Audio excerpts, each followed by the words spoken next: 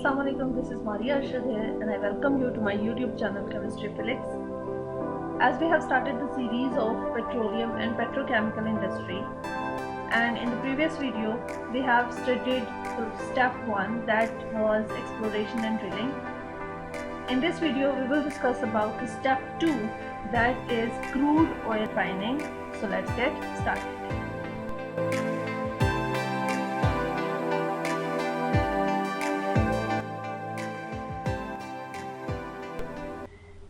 As we have studied in the previous video, that was about the step 1, that was exploration and drilling.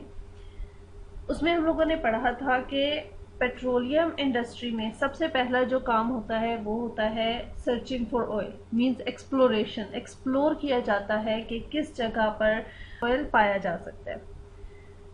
उसके लिए different Sarves किए जाते हैं, exploration के लिए डिफरेंट सर्वेस किए जाते हैं, और आफ्टर ऑल दोज सर्वेस उसके बाद हमें ये इंडिकेट हो जाता है कि अच्छा यहाँ पर ऑयल या पेट्रोलियम जो है, क्रूड पेट्रोलियम, वो पाया जा सकता है।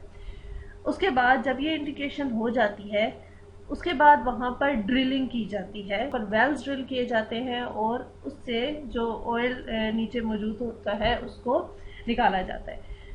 फिर उसके बाद केसिंग की जाती है वेल्स की, फिर उसके बाद उसके अंदर हम पाइपलाइंस लगाते हैं और उन पाइपलाइंस के थ्रू जो क्रूड ऑयल हमारा निकलता है उन वेल्स के अंदर से, उस क्रूड ऑयल को पेट्रोलियम इंडस्ट्री के अंदर लाया जाता है रिफाइनिंग प्रोसेस के लिए।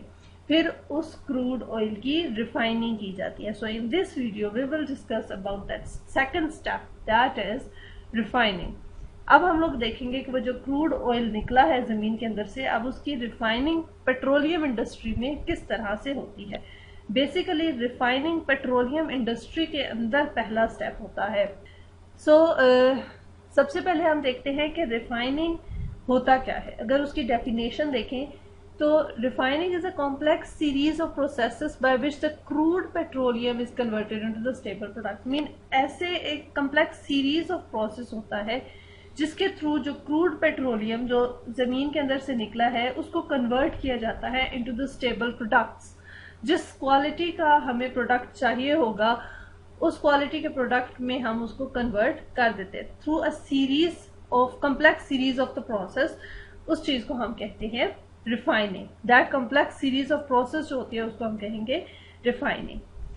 अब जो हमारे डिजायर्ड प्रोडक्ट हो सकता है, ये स्टेबल प्रोडक्ट्स वो डिफरेंट तरह के हो सकते हैं, जैसे कि LPG, gasoline, kerosene, diesel, furnace oil, lube oil, variety of the petrochemicals जो होंगे वो इस प्रोसेस के थ्रू हम प्रोड्यूस कर सकते हैं। These are basically all the stable products.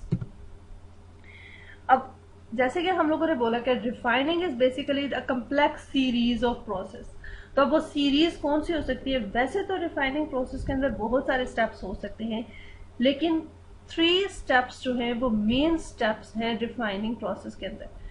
कौन कौन से हैं? Number 1 is the distillation, number 2 is the cracking and number 3 is catalytic reforming. Distillation, cracking and catalytic reforming जो है ये मेन स्टेप्स हैं। बाकी और भी स्टेप्स होते हैं लेकिन ये तीनों जो हैं ये मेन स्टेप्स हैं। क्रैकिंग के अंदर फर्दर 2 तरह की क्रैकिंग आ जाती है, that is thermal cracking and catalytic cracking. Thermal cracking is further सब डिवाइडेड इनटू स्टीम क्रैकिंग, विस्क ब्रेकिंग और कोकिंग आ जाती है। और जो हम लोगों का थर्ड पार्ट था दैट वाज कैटालिटिक रिफॉर्मिंग। अब रिफॉर्मिंग में अल्काइलेशन, आइसोमराइजेशन और पॉलीमराइजेशन आ जाती है।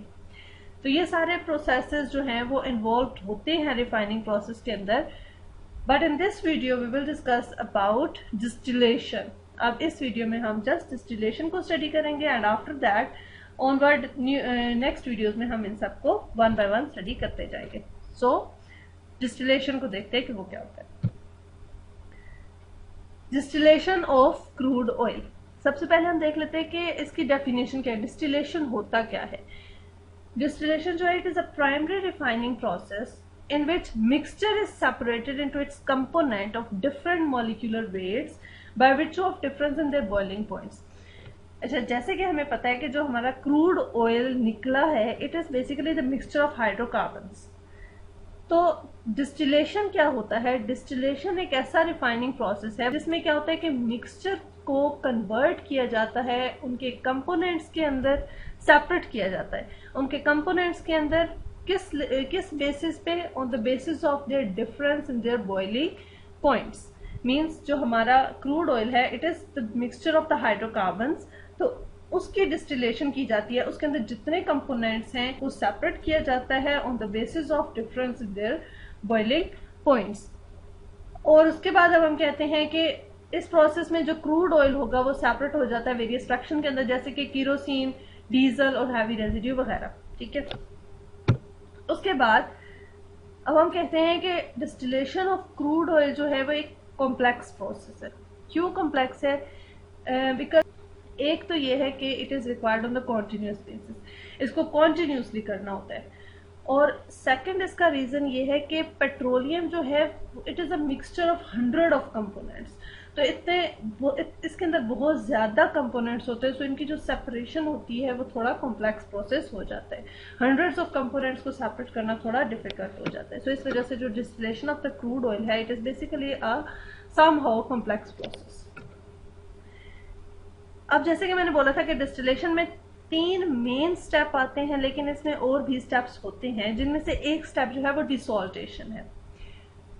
डिस्टिलेशन करने से पहले जो हमारा ऑयल जो वेल से निकल के आ रहा होता है पाइपलाइन के थ्रू, उसकी सबसे पहले डिसॉल्टेशन की जाती है। डिसॉल्टेशन में बेसिकली क्या होता है कि जो वेल से जब इंडस्ट्रीज की तरफ जो ऑयल है जब वो ट्रांसपोर्ट किया जा रहा होता है, उस टाइम पे उसके अंदर बहुत सारी इम्प्योरिटीज आ जाती है, जैसे कि सॉल्ट्स या फिर वाटर। तो जो हमारा क्रूड ऑयल होता है वो कंटामिनेट हो जाता है, उसके अंदर इमल्जन्स क्रिएट हो जाती हैं।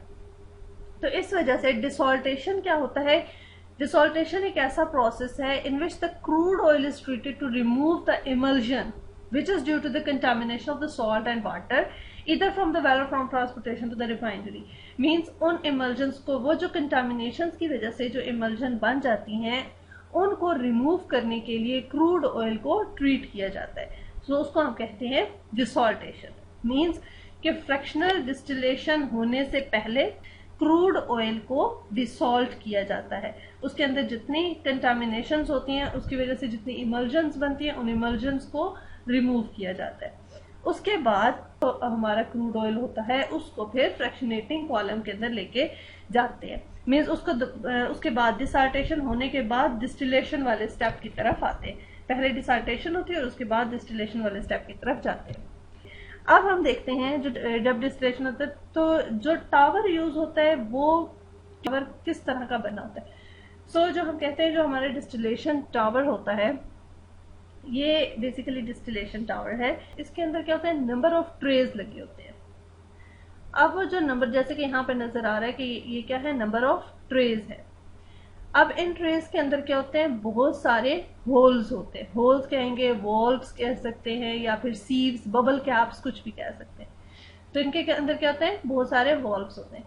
इन वॉल्व्स के थ्रू बेसिकली क्या होता है कि जो वेपर्स होते हैं वो अपवर्ड मूव करते हैं। एक इनके अंदर ये होल्स होते हैं। दूसरा क्या होता है यहाँ पर, जैसे कि ये क्या है? डाउन कमर चैनल्स बने होते हैं। इन डाउन कमर चैनल्स की वजह से क्या होता है कि जो लिक्विड होता है वो डाउनवर्ड मूव करता है। यानी कि कॉलम के अंदर क्या होता है? बहुत सारे ट्रेज लगे होते हैं और ट्रेज के अंदर बहुत सारे वॉल्व्स होते हैं या फिर होल्स होते हैं, जिसके थ्रू जो वेपर्स होता है वो ऊपर को मूव करते हैं। और साथ ही साथ यहाँ पर क्या होते हैं? डाउन कमर चैनल्स होते हैं, जिनके अंदर क्या होता है कि लिक्विड जो होता है वो डाउनवर्ड मूव करता है। उसके बाद अब हम कहते हैं कि हम लोगों ने डिसॉल्टेशन कर ली। डिसॉल्टेशन होने के बाद हम लोगों ने बोला कि अब डिस्टिलेशन वाला स्टेप आएगा। सो डिस्टिलेशन वाला स्टेप स्टार्ट कहाँ से होता है कि सबसे पहले डिसॉल्टेशन हो गई। डिसॉल्टेशन होने के बाद जो क्रूड ऑयल होता है उसको हीट किया जाता है ट्यूबुलर फर्नेस के अंदर। सबसे पहले उसको हीट किया जाता है to about 600 kelvin. Crude oil को जब फर्नेस में हीट करते हैं तो अबाउट 600 केल्विन, तो उसके वेपर्स बन जाते हैं। मींस उसकी क्या होती है? वेपराइजेशन हो जाती है। तो अब जो हमारा फीड होगा वो वेपराइज्ड फीड होगी। अब क्या होता है कि वो वेपर्स बन गए हैं। यहाँ पे क्रूड ऑयल को हम लोगों ने क्या किया, हीट किया, हीट करने से वो वेपर्स में कन्वर्ट हो गए। फिर उन वेपर्स को हम डिस्टिलेशन कॉलम के अंदर इंसर्ट करते हैं, मीन्स आप हमारी जो फीड है वो वेपर्स है। फिर वो जो वेपर्स होते हैं डिफरेंट बॉइलिंग पॉइंट रेंजेस के ऊपर सेपरेट होंगे। तो क्या होता है कि जो क्रूड ऑयल हम डालते हैं उसको पहले क्या किया जाता है, हीट किया जाता है। हीट करने से क्या होता है, वो वेपर्स के अंदर कन्वर्ट हो जाते हैं वेपर्स। अब वो जो वेपर्स होते हैं उनको आगे फर्दर डिस्टिलेशन कॉलम के अंदर लेके जाया जाता है। डिस्टिलेशन कॉलम के अंदर क्या होगा कि यहाँ पर हम लोगों ने जैसे कि बोला कि ट्रेस लगी होती है और ट्रेस के अंदर क्या होते हैं, होल्स होते हैं। जब वो जो फीड, जो वेपराइज्ड फीड है, जब हम उनको एंटर करेंगे, जो इंसर्ट किया जाता है डिस्टिलेशन टावर के अंदर, जब वो एंटर होंगे यहाँ से, तो क्या होंगे, वेपर्स होंगे, वो ऊपर को जाना शुरू हो जाएंगे थ्रू द होल्स। अब जो हैवी कंपोनेंट्स होंगे वो जैसे ही होल के अंदर से गुजरेंगे वहां पे उनकी क्या हो जाएगी, कंडेंसेशन हो जाएगी, तो लिक्विड के अंदर कन्वर्ट हो जाएंगे। जैसे जो हैवी कंपोनेंट्स होंगे, हम लोगों ने क्या किया, वेपर्स इंसर्ट किए, लेकिन जब वेपर्स होल्स के अंदर से गुजरेंगे तो जो हैवी कंपोनेंट्स होंगे उनकी कंडेंसेशन होगी। कंडेंसेशन होने का मतलब ये है कि these vapours will start to convert into liquid. अब वो लिक्विड में कन्वर्ट होना स्टार्ट हो जाएंगे, और जब ये कंडेंसेशन होगी तब हीट रिलीज होगी। वो जो हीट रिलीज हुई है, जो लाइटर कंपोनेंट्स होंगे उसी हीट की वजह से वेपराइज्ड रहेंगे, और जो हैवी कंपोनेंट्स होंगे वो क्या होंगे, उनकी कंडेंसेशन हो जाएगी। मींस जो हीट ऑफ कंडेंसेशन रिलीज हुई, वही हीट ऑफ कंडेंसेशन जो होगी वो वर्क करेगी for the heat of vaporization that vaporizes the lighter components again. इसी वजह से जो ये हमारे बबल कैप्स होते हैं, they act as condensation and evaporation unit. उसके बाद अब हम कहते हैं कि हर ट्रे, जो हमारा कॉलम है उसके अंदर क्या है, मुख्तलिफ ट्रेस, नंबर ऑफ ट्रेस मौजूद होती हैं। अब इन नंबर ऑफ ट्रेस के अंदर बेसिकली क्या होता है कि हर ट्रे के ऊपर कोरस्पॉन्डिंग बॉइलिंग रेंज का लिक्विड मौजूद होता है। हर ट्रे के अंदर लिक्विड मौजूद है और कोरस्पॉन्डिंग बॉइलिंग रेंज का है, और हर ट्रे के साथ क्या होती है, एक साइड स्ट्रीम होती है जिसके थ्रू वो लिक्विड बाहर आ सकता है। हर ट्रे के साथ क्या होती है, अब कुछ तो जो होता है वो प्रोडक्ट निकाल लिया जाता है जो निकालना हो, और उस प्रोडक्ट में से जो भी हम किसी भी ट्रे के साइड स्ट्रीम से निकालेंगे, उसके अंदर से कुछ पार्ट जो होता है उसको दोबारा अपर पार्ट से इंसर्ट किया जाता है, दोबारा रिटर्न किया जाता है to the upper portion of the column as a reflux. इसी वजह से जो upper half part of the column होता है उसको हम रेक्टिफाइंग सेक्शन भी कहते हैं। उसके बाद अब वो वाला लिक्विड जो हम लोगों ने रेक्टिफाइंग सेक्शन में डाला था एज अ रिफ्लक्स, वही लिक्विड जो होता है वो नीचे आता है, और जब वो नीचे आता है उसके बाद दोबारा से उसको हीट किया जाता है, और फिर उसकी हीटिंग होने के बाद वो क्या होता है, दोबारा वेपर्स में कन्वर्ट हो जाता है, और दोबारा से वही प्रोसेस उसके साथ होता है जो कि पहले हुआ था। अब इससे क्या होगा कि उसके अंदर अगर कोई, उस लिक्विड के अंदर कोई लाइटर कंपोनेंट मौजूद है तो वो क्या होगा, वो वेपराइज अलग से हो जाएगा, और वो सेपरेट हम उसको कर सकते हैं। इस वजह से इसको हम मीन्स हम क्या करें कि जो वेपर्स जो है उनको हम लोगों ने इंट्रोड्यूस करवाया to the lower part of the column to strip any lighter component which move to the rectifying section. जो कोई लाइटर कंपोनेंट अगर गलती से रेक्टिफाइंग सेक्शन के अंदर चला गया था तो उसको दोबारा से एज अ रिफ्लक्स जब हम करते हैं तो वो दोबारा से उसकी हम स्ट्रिपिंग कर सकते हैं। इस वजह से जो लोअर पोर्शन होता है कॉलम का उसको हम स्ट्रिपिंग सेक्शन भी कहते हैं। उसके बाद अब हम लोगों ने बोला कि ट्रेस के साथ क्या होती है, साइड स्ट्रीम्स होती हैं जिसके थ्रू, हर ट्रे के साथ साइड स्ट्रीम होती है जिसके थ्रू जो हमारे प्रोडक्ट्स होते हैं उनको हम सेपरेट आउट करते रहते हैं। अब अगर हम देखें तो प्रोडक्ट्स वो फ्रैक्शंस कौन कौन सी होती हैं, उनमें हमारे पास gases, light naphtha, heavy naphtha, kerosene, diesel, atmospheric residues, ये सारी जो हैं ये फ्रैक्शंस प्रोड्यूस होती हैं। गैसेस जो होती हैं they are release from the upper part of the column, ये इन सब के बॉइलिंग पॉइंट रेंजेस हैं। गैसेस होती हैं बिलो 30 डिग्री सेंटीग्रेड पे होते हैं, इनके हाइड्रोकार्बन रेंजेस है C1 से C4, और यहाँ पे क्या है इनकी एप्लीकेशंस हैं कि एलपीजी हम डोमेस्टिक फ्यूल के तौर पे यूज करते हैं। उसके बाद लाइट नेफ्था है 30 to 75, C5 to C8 जो होता है वो इसके हाइड्रोकार्बन रेंज है, और ये पेट्रोकेमिकल्स में या फिर ब्लेंडिंग मोटर गैसोलीन में यूज होता है, और ये सारे इनका है, इनके फ्रैक्शंस यहाँ पे हैं, ये बॉइलिंग पॉइंट रेंजेस हैं, और ये क्या है कि कितने से कितने तक हाइड्रोकार्बन की रेंज है और यहाँ पर इनकी एप्लीकेशंस हैं। उसके बाद अब हम लोगों ने देखा क्या, जो हम लोगों ने भी पढ़ा है उस सबको एक दफा समराइज किया जाए तो क्या होता है। बेसिकली सबसे पहले हम लोग देखते हैं कि ऑयल की एक्सप्लोरेशन, सर्च किया कि कहाँ पर ऑयल पाया जा सकता है, डिफरेंट सर्वेज किए। उसके बाद हमें वो जगह मिल गई, हमारा एरिया ऑफ इंटरेस्ट हमें मिल गया, वहां पे हम लोगों ने की ड्रिलिंग, वेल्स ड्रिल किए। ड्रिलिंग करने की वजह से जो ऑयल था वो हमारा निकल आया। अब वो जो वेल्स हैं उनकी हम लोगों ने केसिंग की, उसके अंदर पाइपलाइंस लगाई और जो क्रूड ऑयल हमारा निकला उसको थ्रू दोज पाइपलाइंस हम लोग पेट्रोलियम इंडस्ट्री के अंदर लेकर आए। अब पेट्रोलियम इंडस्ट्री जब हम उसको लेके आएंगे तो वहां पे क्या होगी, डिसॉल्टेशन होगी सबसे पहले कि उसके क्रूड ऑयल के अंदर अगर कोई इमल्जन है अगर या फिर कोई कंटामिनेंट्स हैं तो उनको हम रिमूव कर दें। उसके बाद क्या होता है, डिसॉल्टेशन के बाद जो क्रूड ऑयल होता है उसको फर्नेस के अंदर हीट किया जाता है अप टू 600 केल्विन, जिससे क्या होगा कि जो वो फीड होगी वो वेपराइज हो जाती है। उसके बाद उस वेपराइज्ड फीड को डिस्टिलेशन टावर के अंदर डाला जाता है, डिस्टिलेशन टावर के अंदर इंसर्ट किया जाता है, जिसमें वेपर्स होते हैं। बेसिकली वेपर्स हैं, जो लाइटर कंपोनेंट्स होते हैं वो ऊपर चले जाते हैं और जो हैवी कंपोनेंट्स होते हैं वो नीचे आ जाते हैं। और हर ट्रे, यहाँ पर basically different number of trace होती हैं, हर ट्रे के अंदर उसका कोरस्पॉन्डिंग प्रोडक्ट जो होता है बॉइलिंग पॉइंट का, उसका कोरस्पॉन्डिंग बॉइलिंग पॉइंट रेंज का जो प्रोडक्ट होता है वो उसके अंदर होता है और उसको साइड स्ट्रीम से निकाल लिया जाता है। नीचे वाले पोर्शन के अंदर टेम्परेचर ज्यादा होता है और जैसे जैसे हम ऊपर जाते हैं टेम्परेचर कम होता जाता है और फाइनली हमारे पास डिफरेंट प्रोडक्ट्स आते हैं, जैसे पेट्रोलियम गैसेस होती हैं, फिर gasoline, naphtha, paraffin, diesel, fuel oil, lubricating oil और बाइटुमेन जो होते हैं वो एज अ प्रोडक्ट्स हमारे पास निकलते हैं और उनके मुख्तलिफ यूजेस हैं। अब अगर हम देखें तो वो जो हम लोगों ने टावर देखा, उस टावर के अंदर क्या काम होता है, तो हम देखते हैं कि जब क्रूड ऑयल जो है वो वेपराइज्ड फीड, मतलब उसको हम लोगों ने वेपर्स में कन्वर्ट कर लिया है और उसके बाद वो वेपर्स जो होते हैं उनको इंसर्ट किया जाता है इनटू द कॉलम।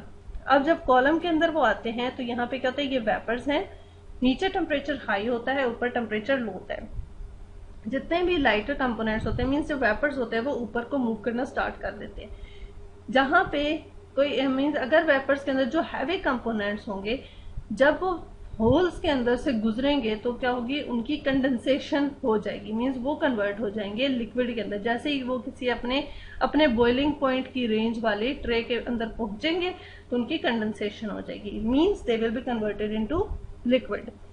और वो जो हीट ऑफ कंडेंसेशन उनकी रिलीज होगी, वही हीट ऑफ कंडेंसेशन जो होगी वो वर्क करेगी as a heat of vaporization, जो कि वेपर्स बनाने के काम आती है। तो जो लाइटर कंपोनेंट्स होंगे वो वेपर्स में रहेंगे और जो हैवी कंपोनेंट्स होंगे वो क्या होंगे, लिक्विड में कन्वर्ट हो जाएंगे। अब जो लाइटर कंपोनेंट्स हैं जो वेपर्स में हैं वो ऊपर ऊपर जाते जाएंगे और एज अ रिजल्ट जो ऊपर होंगी वो हमारी गैसेस निकलती हैं ऊपर से और जो नीचे होता है वो लिक्विड होता है। उसके बाद हम कहते हैं कि हर ट्रे के साथ क्या होती है, साइड स्ट्रीम्स लगी होती हैं। तो जो कोरस्पॉन्डिंग हर ट्रे के अंदर क्या होता है, कोई कोरस्पॉन्डिंग उसका प्रोडक्ट होता है, मीन उसके अंदर कोई ना कोई लिक्विड जरूर होता है उसकी बॉइलिंग पॉइंट, बॉइलिंग रेंज के अकॉर्डिंग। फिर क्या होता है कि वो साइड स्ट्रीम से निकल जाते हैं, उनको साइड स्ट्रीम से उस प्रोडक्ट को निकाल लिया जाता है। लेकिन कुछ प्रोडक्ट होता है, जैसे लेट्स सपोज इस ट्रे के अंदर से मैंने प्रोडक्ट निकाला, इस ट्रे के अंदर से मैंने प्रोडक्ट निकाला। अब जो प्रोडक्ट निकाला है उस प्रोडक्ट में से कुछ पार्ट जो होता है उसको दोबारा से इंट्रोड्यूस करवाया जाता है from the upper portion of the column as a reflux. तो इस वजह से इस अपर पोर्शन को हम रेक्टिफाइंग सेक्शन भी कहते हैं। यहाँ पे क्या होती है, रेक्टिफिकेशन होती है, एज अ रिफ्लक्स उसको डाला जाता है। अब वो जो लिक्विड होता है वो दोबारा से नीचे आता है और नीचे आके जब जैसे ही वो नीचे आता है उसको दोबारा से हीट किया जाता है। जब वो हीट होता है उसकी वेपराइजेशन होती है, दोबारा से वो वेपर्स में कन्वर्ट होता है। जो वेपर्स में कन्वर्ट होगा तो अगर उसके अंदर कोई अगर लाइट कंपोनेंट गलती से रेक्टिफाइंग सेक्शन के अंदर चला गया था तो वो यहाँ पे उसको रिमूव किया जा सकता है। अब वो दोबारा से अपनी जगह पे आ जाएगा, मीन्स अगर कोई गलती से कोई लाइटर कंपोनेंट ऊपर चला गया था तो वो यहाँ पे सेपरेट आउट हो जाएगा। तो इस वजह से जो नीचे वाला पार्ट है, चूंकि यहाँ पे स्ट्रिपिंग हो रही है कि लाइटर कंपोनेंट हो गया उसको स्ट्रिप आउट किया जा रहा है फ्रॉम द हैवी कंपोनेंट्स, सो इस वजह से जो नीचे वाला पोर्शन होता है इसको हम स्ट्रिपिंग सेक्शन भी कहते हैं। और फाइनली जो हमारे डिफरेंट ट्रेस के साथ जो साइड स्ट्रीम्स लगी होती हैं, तो उन ट्रेस के अंदर जो उनके कोरिस्पॉन्डिंग बॉइलिंग रेंजेस के प्रोडक्ट होते हैं उनको सेपरेट आउट किया जाता है फ्रॉम देयर साइड स्ट्रीम्स, और फिर उनके फर्दर डिफरेंट एप्लीकेशंस होती हैं उन प्रोडक्ट्स की। So this was all about distillation. Next video में हम बेसिकली क्रैकिंग को डिस्कस करेंगे इंशाल्लाह। आई होप सो कि आप लोगों को समझ आ गई होगी।